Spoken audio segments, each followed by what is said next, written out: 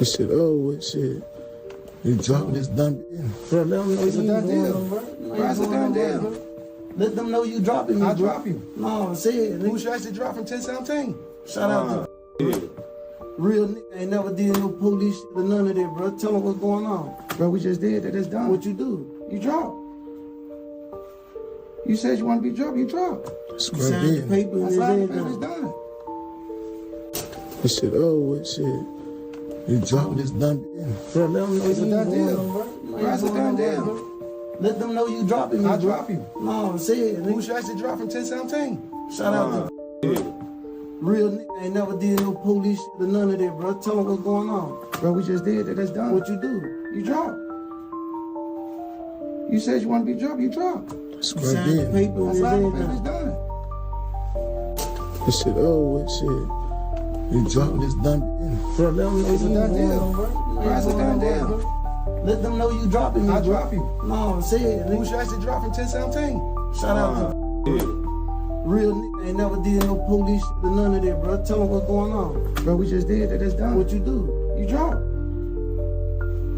You said you want to be dropped. You drop. That's You what I signed the did. paper I and it's signed the paper. It's everything. done. Bro, we need to talk about what just happened in hip hop. Because in a year that has already been wild as hell, this one takes the cake. This is not your average rapper catches a case story. This is not a drive-by, not a club fight, not even a beef with a op. This is the story of a man who walked out of federal prison, sat on house arrest for 6 months, and then allegedly pulled up on the man who signed him, the man who put him on with an AK-style pistol and forced him to sign paperwork at gunpoint. The man getting robbed, Gucci Mane. If that sentence did not make you stop scrolling, nothing will. Let us go back to the beginning, because you cannot understand how crazy this story is without understanding how high Pooh Shiesty was riding before it all went left. Lontrell Donald Williams Jr. was born November 8, 1999 in South Memphis, Tennessee. Memphis is not a city that raises soft rappers. Memphis is a city that will eat you alive if you are not built for it. The city that produced 3-6 Mafia. The city that raised Young Dolph. The city that cultivated a sound so cold it made the whole country feel it. And out of that same city came a young boy named Pooh Shiesty, with a voice that sounded like the streets raised him personally.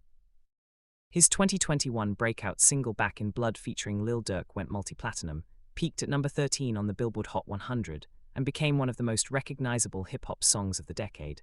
That record was everywhere. Gyms, cars, parties, you name it. It had that pressure behind it, not a manufactured radio hit, but something that felt earned. His debut mixtape Shiesty Season dropped in February 2021 and debuted at number 3 on the Billboard 200, cementing his place in mainstream rap. Number 3 on his first project, Off the Rip. That is not luck, that is talent colliding with momentum. And Gucci Mane saw it coming before most people did. Signed to Gucci Mane's 1017 Records label, Shiesty quickly became one of the most talked about voices in southern hip-hop before his legal troubles derailed his career. Gucci built 1017 into one of the most respected imprints in the game. He has a nose for talent like nobody else in Atlanta, and he put Shiesty on, opened that door wide. This was supposed to be the start of a dynasty. Memphis meets Atlanta. Street credibility meets major label distribution. The recipe was perfect. Then Shiesty threw the whole pot off the stove. In October 2020, Pooh Shiesty became involved in a violent incident in Bay Harbor Islands, Florida, during what authorities described as a botched sneaker and marijuana deal. According to police reports, Shiesty allegedly shot a man in the buttocks while driving a McLaren. The feds started watching. The cases started stacking. And by 2022, one of the hottest new rappers in the country was looking down the barrel of decades behind bars. Pooh Shiesty was sentenced to 63 months in federal prison in connection to a firearms case in Florida. 63 months. He was 22 years old. His debut project was barely a year old. He pleaded guilty to one felony count of conspiracy to possess firearms in furtherance of violent and drug trafficking crimes.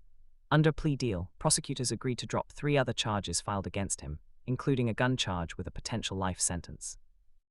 He took the deal to save himself from life, swallowed 5 years, and went away. But the streets did not forget him. Despite spending most of his early fame behind bars, Pooh Shiesty remained a major cultural figure in rap music, with fans constantly searching his name, counting down his release date like it was an album drop. That is a different level of love. Most artists disappear when they go down. Shiesty somehow got bigger. People were locked in and waiting. Pooh Shiesty was released from federal prison in October 2025. The internet went crazy. Fans were hype. The comeback was supposed to be inevitable. Free Shiesty became just Shiesty, and everybody was ready for what came next. Except what came next was not a studio session. What came next was Dallas.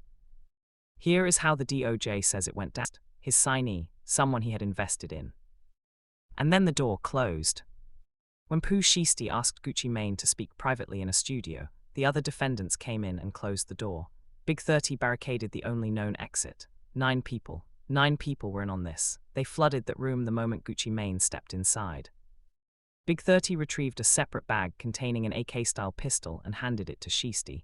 And then Big 30 pulled out his phone and started filming. He filmed Gucci Mane being forced at gunpoint to sign a contract release. That footage exists. That is real. The audacity of recording your own crime is a whole separate conversation. The suspect stole cash and high-value items, including a Rolex and jewelry. One victim was choked to the point of near unconsciousness. They robbed everyone in that room: watches, jewelry, cash, and one of the victims got choked out, nearly unconscious.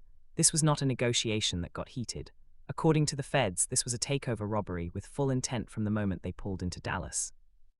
Now here is where it gets even more stupid, because after all of that, some of these men went online. His own ankle monitor placed Shiesty at the scene. The thing the government put on his leg specifically to track his movements told on him, and then one of his co-defendants went on social media showing off a stack of cash. Another one was photographed wearing a watch prosecutors believe was taken in the robbery. They left a trail so wide the feds walked it with ease: cell phone records, rental car receipts, Greyhound bus tickets, fingerprints, surveillance footage, and Instagram posts on top of all of it. Let that marinate. He was not even fully free yet, still on home confinement, still checked in with the feds. The terms of his release specifically said he could not commit another federal offense or possess a firearm. And allegedly, the first major move he made was planning an armed kidnapping with his father, his rap partner, and 7 other people. Gucci Mane did not take it lying down either. He responded through music, the only way a rapper knows how. He dropped a song called Crash Dummy in the aftermath of the indictment, which clearly referenced the alleged robbery and the betrayal he felt. He rapped about walking into a room and feeling the pressure building, about signing paperwork under duress, about being crossed by someone he trusted. The man rapping about signing under duress is the man who allegedly had a gun in his face in that studio. That verse is not fiction. That is a testimony. Shiesty pleaded not guilty. His lawyers called it a he said situation. They questioned why the feds took 3 months to make arrests, fair legal arguments, but then prosecutors revealed something that changed the entire temperature of the case. Have video, actual footage of what went down in that studio. Prosecutors allege the footage shows Gucci Mane being forced to declare out loud that Shiesty was dropped from 1017 and released from his contract. They also have the signed contract itself, and they entered an 8 GB USB drive of evidence into the court record. The defense received 96 gigabytes of discovery material, roughly 14,000 pages, and immediately asked for more time to process it. That is how much the government has built against him. The trial was originally set for July 6, 2026. It got pushed back. It is now scheduled for February 22, 2027. Pooh Shiesty remains in federal custody at Kaufman County Jail. A judge denied bond due to his criminal history. He is not going anywhere. And if convicted, he faces up to life in prison. Life. He is 26 years old. So let us zoom out and look at the full picture, because this story is more than just a wild headline.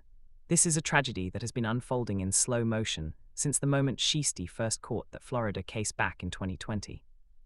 The man had everything. He had a label. He had a hit record. He had Gucci Mane, one of the most connected men in rap, in his corner.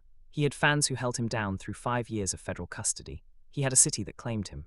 And if the government's case is accurate, the first thing he did after getting out was plan a kidnapping with his own father, his rap partner, and 7 other people to rob the man who gave him his biggest opportunity. Hip-hop keeps producing these stories, not because the music is the problem, but because the industry around the music can trap people, exploitative contracts, unequal power dynamics, situations where walking away through legal channels feels impossible to men who were never taught those channels exist for them. That does not excuse what allegedly happened in that studio. Nothing does, but it is the context that surrounds almost every story like this one. Gucci Mane is out here rapping about betrayal. Pooh Shiesty is sitting in a Texas jail cell, watching everything he built dissolve. The trial does not start until February 2027. The streets gave Pooh Shiesty everything, and if these charges are true, the streets are exactly where he chose to stay, even when the door to something bigger was wide open right in front of him. That is the Pooh Shiesty story, and it is nowhere near over.